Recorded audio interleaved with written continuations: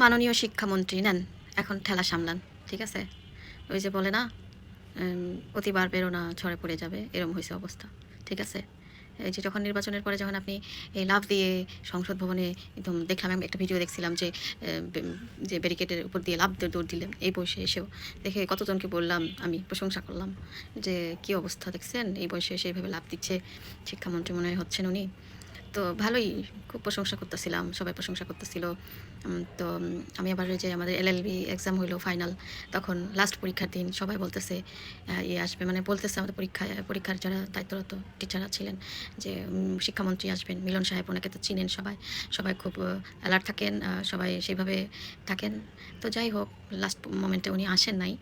তো এই যে বৃষ্টির মধ্যে ছেলে মেয়েগুলার যে পরীক্ষা নিল, ঢাকা শহরের অবস্থা কি ওনারা জানেন না? কী অবস্থা হয়, একটু বৃষ্টি হলেই যে অবস্থা হয়, পানি জমে যায়। আর সেখানে টানা বৃষ্টিতে যে অবস্থা তৈরি হয়েছে, মানে বাহিরের কোনো খবরই তার মানে ওনারা রাখেন না, ঠিক আছে? ওনাদের মনে চাইলো, ওনারা পরীক্ষার ঘোষণা দিয়ে দিল। কিন্তু রাস্তার মধ্যে যে ম্যান হোলের মধ্যে কোথায় গর্ত আছে, কোথায় কী আছে, 2-4টা বাচ্চা যদি পুড়ে ডুবে মরে যেত তাহলে কী হতো, ঠিক আছে? আর ওদের আন্দোলন তো অযৌক্তিক না, মানে আপনাদের হলেও কোনো একটা প্রাণহানি, কোনো কিছু মানে জীবন না যাওয়া পর্যন্ত ওইটা আপনাদের কাছে কোনো ঘটনাই মনে হয় না, ঠিক আছে?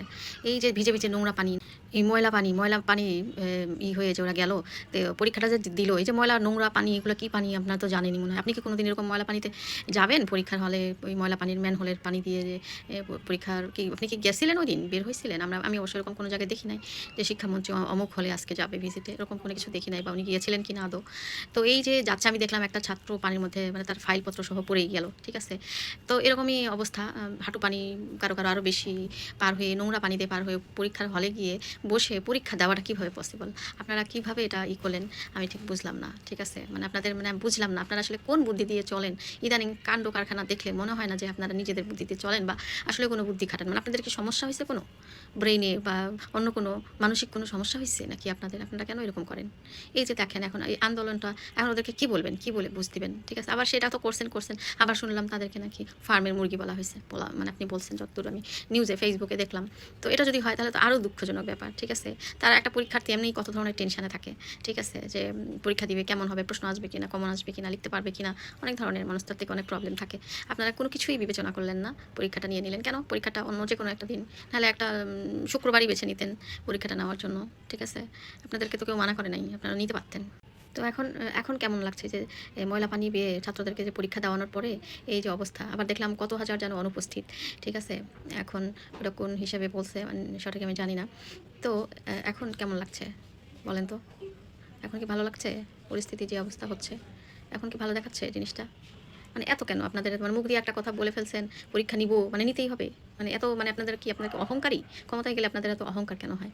এই যে এখনই জনগণ চাইলে যে আপনাদেরকে টেনে হিচড়ে নামাইতে পারে, এটা ভুলে যান কেন আপনারা?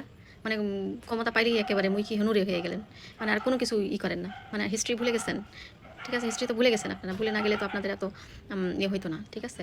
এখন সামলান, ঠিক আছে? কীভাবে সামলাবেন সামলান। আপনার প্রশংসা করছি অনেক, ঠিক আছে? আমি আসলে কি ঠিকমতো জেনে বুঝে প্রশংসা করছি কিনা আমার এখন সন্দেহ।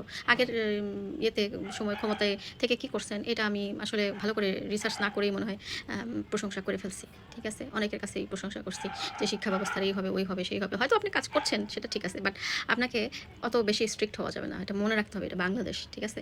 এখানে অনেক প্রতিবন্ধকতার মধ্যে দিয়ে মানুষকে অনেক কিছু করতে হয়, পড়াশোনা বলেন আর যেই বলেন না কেন। এত একদিনই সব কিছু একদম ইউরোপ আমেরিকার মতো আপনি চিন্তা করলে হবে না তো, ঠিক আছে? ইউরোপ আমেরিকার মতো আপনার রাস্তাঘাট তো করতে হবে, আপনার ড্রেনেজ সিস্টেম নাই, পানি হইলে সব জলাবদ্ধ, একতলা দোতলা ঘরের আসবাবপত্র ভেসে যাচ্ছে মানুষের। আর আপনি হলো যদি এখন ইউরোপ আমেরিকার সাথে তাল মিলাতে চান তাহলে হবে বলেন? ইউরোপ আমেরিকার মতো করতে চাইলে তো হবে না। আপনি আগে রাস্তাঘাট ঠিক করেন, আপনার পানি নিষ্কাশনের ব্যবস্থা করেন, এগুলো আগে ইউরোপের মতো আমেরিকার মতো করেন, তারপরে আপনি ছাত্রদেরকে উপরে চাপায় দেন, ঠিক আছে? আপনারা জনগণের উপরে চাপান যে আপনাদেরকে ইউরোপ আমেরিকার মতো হয়ে চলতে হবে, ঠিক আছে? আগে তো চলার রাস্তাটা ঠিক করেন, তারপরে না মানুষ চলবে, বুঝতে পারছেন? শুধু চাপাই দিলে তো হবে না, কাজ করতে হবে, আগে কাজ করেন।